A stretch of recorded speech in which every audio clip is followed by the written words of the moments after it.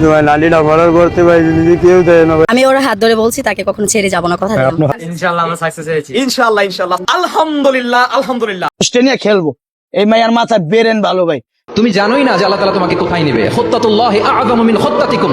আসসালামু আলাইকুম, আপনাকে স্বাগতম আজকের আরও একটি নতুন ভিডিওতে। ভাইরাল টুকাই ইয়াসিন এবং তাহমিনার বিয়ে নিয়ে গোপন তথ্য ফাঁস, অন্যদিকে মুখ খুললেন আজহারী হুজুর। চলুন দর্শক, আমরা প্রথমে একটি ভিডিও দেখে আসি, তারপর আমি এ বিষয়ে বিস্তারিত আলোচনা করবো। দর্শক, ভিডিওটি প্লে করার আগে আপনার কাছে ছোট্ট একটি রিকোয়েস্ট, এখনও যারা আমাদের চ্যানেলটি সাবস্ক্রাইব করেননি, নিত্য নতুন ভিডিওর আপডেটগুলো পেতে চ্যানেলটি সাবস্ক্রাইব করে আমাদের সঙ্গেই থাকুন। ইনশাআল্লাহ আমরা সাকসেস হয়েছি। ইনশাআল্লাহ ইনশাআল্লাহ আলহামদুলিল্লাহ আলহামদুলিল্লাহ।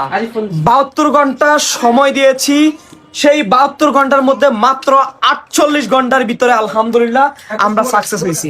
স্বামীকে ডিভোর্স না দিয়ে সে আরেক জায়গায় বিয়ে করে কিভাবে, আমি আপনাদেরকে একটু শোনানোর চেষ্টা করছি। আসসালামু আলাইকুম বাপ্পি ভাই।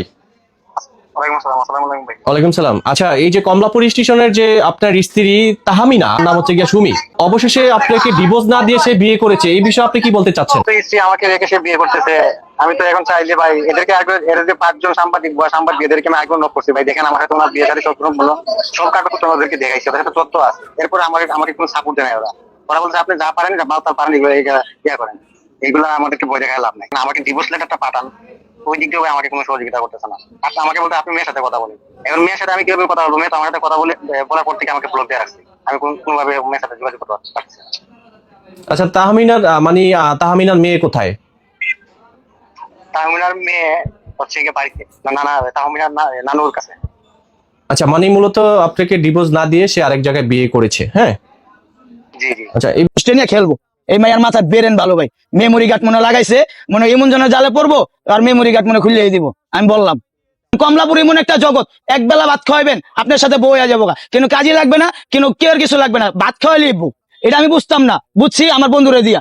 পরে দেখলাম একদিন উদাও, দুজনই নাই। এখন চিন্তা ভাবনা করলাম ওরা গেল কই। এখন মোবাইলটা চুরি করছে, এটা কিন্তু ভাই কমলাপুর সরে গেছে গা। এই কি কারণে মনে করেন আমরা 8 নম্বর জিআরবি থানা পর্যন্ত আমরা মনে দৌড়াদৌড়ি করছি ভাই এই মোবাইল চুরির লেগে।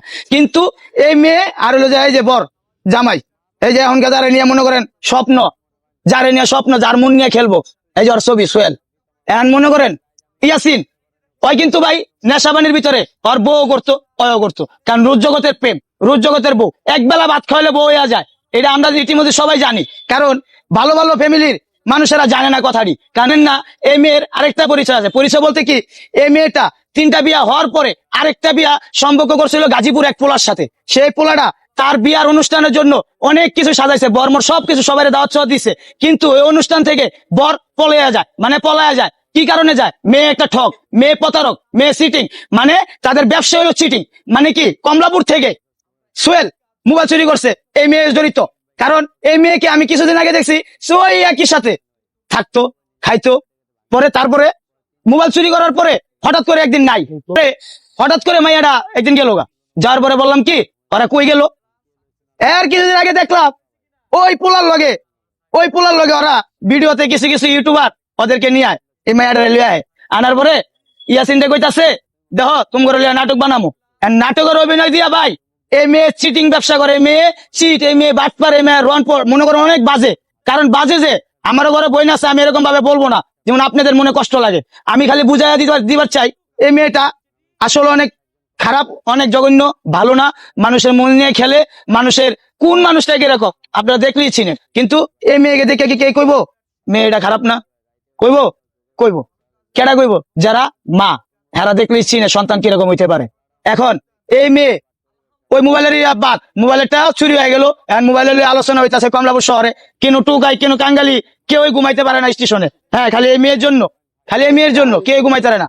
এখন আমি চাইবো জনগণে বুঝানোর জন্য, কারণ জনগণ ইমনও পারে না, এমন কোনো কাম নাই, সবই পারেন আপনারা। কারণ আমার বিশ্বাস আপনারা এটাও পারবেন।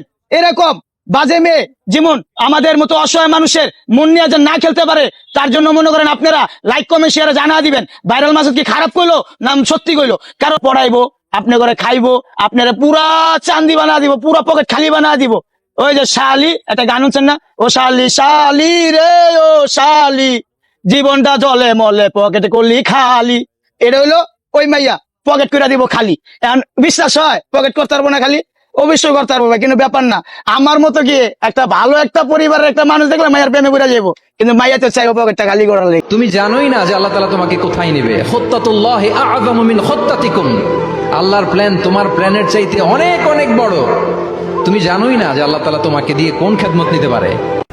দর্শক, আশা করি সম্পূর্ণ ভিডিও দেখছিলাম। দর্শক, এই ভিডিও সম্বন্ধে যদি আপনার কোনো মতামত থাকে তাহলে অবশ্যই কমেন্ট করে জানাবেন। ভিডিওটি ভালো লাগলে একটি লাইক করবেন। দেখা হচ্ছে পরবর্তী কোনো ভিডিওতে। সেই পর্যন্ত সবাই ভালো থাকবেন, সুস্থ থাকবেন। আল্লাহ হাফেজ।